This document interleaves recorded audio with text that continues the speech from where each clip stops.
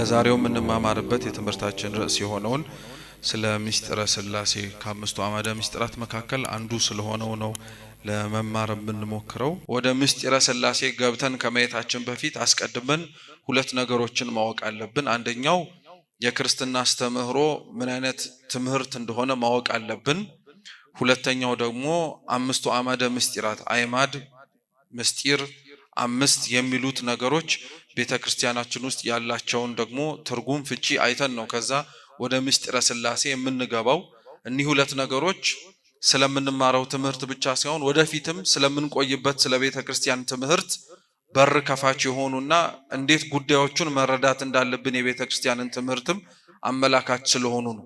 እስቲ ኦርቶዶክስ ተዋህዶ በሉ።